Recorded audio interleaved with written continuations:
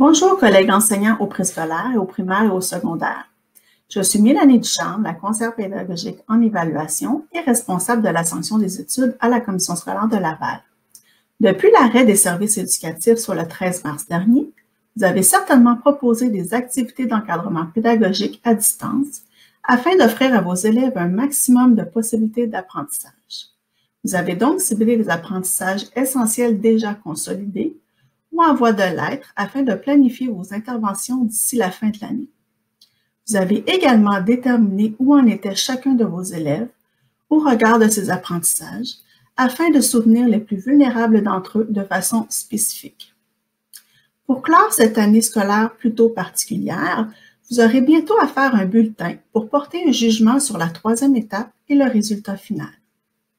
Afin que le réseau de l'éducation puisse s'ajuster au contexte de l'interruption des services éducatifs en présentiel, des modifications ont été apportées au régime pédagogique. Ces nouvelles balises sont présentées et expliquées dans un document que vous avez probablement reçu par l'entremise de votre direction. Ce document, intitulé « Propositions d'encadrement sur l'évaluation et le jugement professionnel », pourra vous guider dans votre jugement. Cette capsule ne reprend pas toutes les informations contenues dans ce document à lire très attentivement. Cependant, elle se veut un complément qui vous guidera sur les grandes orientations à suivre quant au jugement professionnel apporté pour la troisième étape et le résultat final. Les principes du processus de jugement à poser prochainement sont clairs. Il s'agit de faire le portrait le plus juste possible des apprentissages de vos élèves en tenant compte de la situation exceptionnelle et en demeurant le plus fidèle possible aux encadrements ministériels. Comme il serait regrettable que cette situation particulière cause préjudice aux élèves, il faudra moduler vos attentes et recueillir des preuves d'apprentissage pertinentes, c'est-à-dire liées à ce que vous avez enseigné et au développement des compétences du programme de formation de l'École québécoise.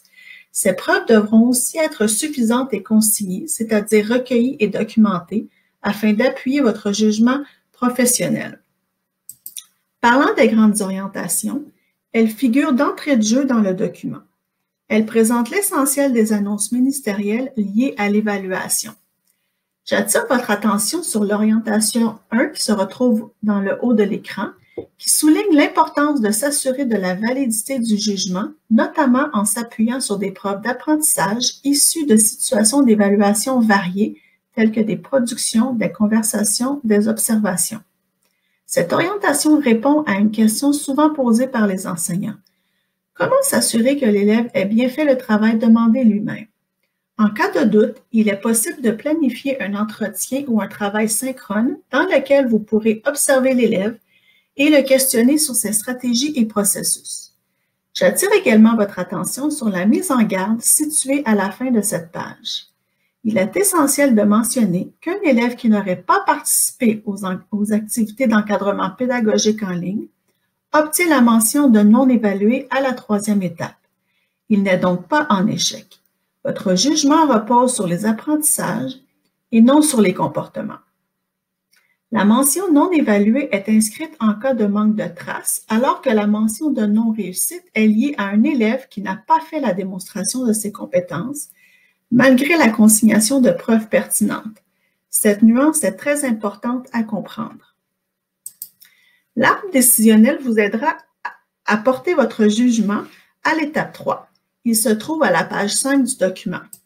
Les mentions possibles à mettre par compétence sont réussies R, non réussi NR ou non évalué NE.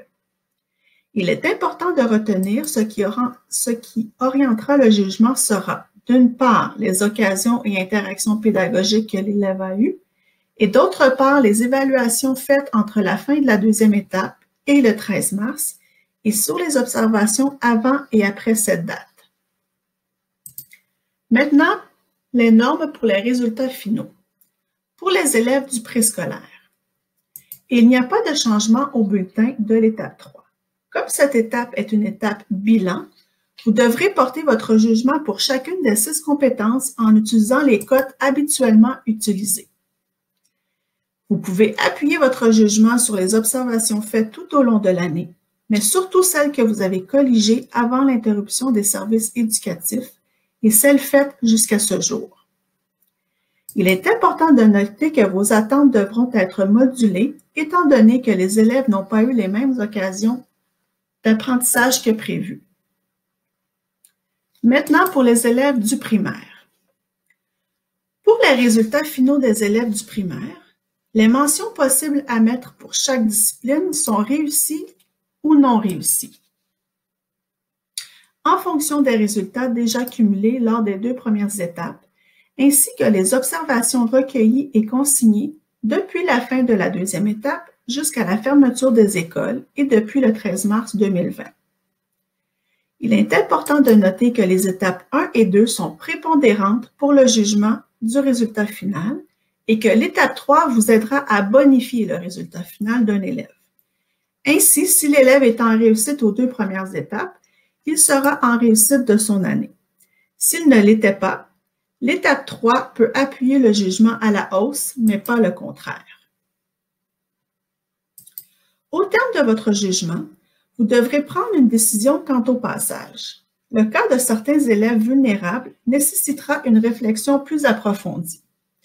Premièrement, dans le contexte actuel, les élèves qui semblent être en difficulté d'apprentissage ne le sont pas nécessairement.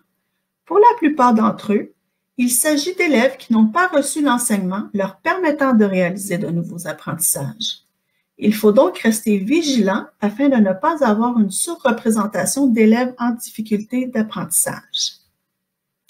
Par ailleurs, si vous vous questionnez par rapport à une reprise d'année, il est important de prendre en considération ces quelques éléments de recherche. Premièrement, la mention non réussie n'entraîne pas automatiquement une reprise d'année puisque plusieurs facteurs doivent être considérés. Au niveau des résultats, il a été montré que 2 ans après l'année de reprise, les résultats des doubleurs ne sont pas meilleurs que ceux des élèves faibles qui ont été promus, et cela même s'ils sont plus âgés que ces derniers. Au niveau de l'anxiété, le redoublement des élèves influence négativement l'anxiété et l'inattention. Au niveau du prédicteur du décrochage, le redoublement est l'un des prédicteurs les plus puissants du décrochage scolaire. Et finalement, au niveau de la perception de l'école, les élèves qui doublent n'ont pas une bonne perception de l'école. En résumé, le redoublement empêche l'élève de bien s'intégrer et de s'épanouir, et il ne valorise pas une bonne attitude face aux apprentissages. Ainsi, il est important d'avoir une bonne réflexion collaborative approfondie lorsque la question d'une reprise d'année se pose. Un autre élément important à mentionner concerne l'utilisation d'épreuves. Il est interdit d'utiliser en tout ou en partie des épreuves ministérielles ou des épreuves commission scolaire provenant de BIM. Ces dernières n'ont pas été conçues à cet effet et nous devons en assurer leur confidentialité. Vos traces pour appuyer votre jugement doivent provenir d'autres sources comme par exemple une rencontre synchrone, des travaux, des grilles d'observation, une fiche anecdotique, un entretien individuel, etc. En contexte d'enseignement en ligne, plusieurs outils TIC peuvent être utilisés pour recueillir des traces. Vous pouvez vous référer au site Trousse numérique CSDL que mes collègues conseillers pédagogiques TIC ont élaboré et mis sur pied pour vous. Ce site pourra vous guider dans le choix des outils TIC à choisir pour recueillir vos traces. Pour les cas particuliers, documentez l'état de situation de l'élève. Au besoin, utilisez l'annexe 1 qui se retrouve aux pages 11 et 12 du document. Pour certains élèves plus vulnérables, le jugement demandera une réflexion plus approfondie. Pour ces cas, une réflexion en équipe multidisciplinaire sera nécessaire. Vous pourrez soutenir vos réflexions en utilisant ce formulaire qui met en lumière l'importance de faire le point sur l'historique de l'élève ainsi que sur les interventions mises en place. Après cette réflexion collaborative, si vous demeurez indécis quant au jugement à poser, vous pourrez acheminer vos questions au service éducatif de la commission scolaire. Votre direction vous donnera les dates et la procédure à suivre pour soumettre vos questions. Le bulletin avec motière modifiée. Les mentions possibles sont réussies, non réussies ou non évaluées à la 3e étape pour chaque compétence. Et pour le résultat final, les mentions possibles sont réussies ou non réussies, évidemment selon les exigences fixées pour lui dans son plan d'intervention. De plus, puisque des élèves sont évalués selon les exigences fixées pour eux, dans leur plan d'intervention, aucune note ne devrait se retrouver en deçà de 60 %. Donc, les élèves ayant des codes matières modifiés au bulletin devraient tous se voir attribuer la mention réussie au résultat final. Pour le bulletin des élèves en intégration linguistique scolaire et sociale et pour le bulletin des élèves ayant un programme d'études adapté, les règles établies dans l'instruction annuelle s'appliquent, il n'y a pas de changement et ce sont les cotes habituellement utilisées au bulletin qu'on doit continuer d'utiliser. Pour le bulletin des écoles alternatives, sensiblement la même chose, aucun changement dans l'application du bulletin, le respect des orientations ministérielles pour le résultat de la 3e étape et pour le résultat final, où les informations des 2 premières étapes sont prépondérantes pour poser le jugement. Après avoir posé votre jugement final, vous et votre équipe école devrez prendre une décision quant au cheminement scolaire de l'élève. Prenez le temps de lire cette section afin de garder en tête quelques principes essentiels liés à cette situation exceptionnelle. Rappelez-vous que les élèves avaient normalement encore du temps pour apprendre. Certains apprentissages devront être intégrés l'année suivante et que c'est normal dans le contexte actuel. Le redoublement est une mesure qui peut nuire à l'élève à long terme dans son cheminement scolaire. Réfléchissez au-delà des pourcentages. Ai-je été plus exigeant en début d'année? Les notions étaient-elles plus difficiles? Ai-je recueilli des preuves suffisantes, variées et pertinentes pour fonder mon jugement? En ce qui concerne le passage à l'intérieur d'un cycle, la continuité est recommandée afin que l'élève ait l'opportunité de finir son cycle. Pour vous soutenir dans la prise de décision concernant le passage d'un cycle à un autre ou d'un ordre à un autre, vous trouverez différents arbres décisionnels aux dernières pages du document. Il est important d'avoir un comité multidisciplinaire en place pour prendre une décision éclairée sur le cheminement scolaire de certains élèves et de ne pas oublier le caractère exceptionnel de cette année. N'oubliez pas que pour le passage primaire-secondaire, il existe l'outil Opération Passage qui peut être utilisé pour certains élèves. En conclusion, l'interruption des services éducatifs et d'enseignement ne devrait pas faire dévier de façon importante la trajectoire sur laquelle se trouvait l'élève. Je vous remercie.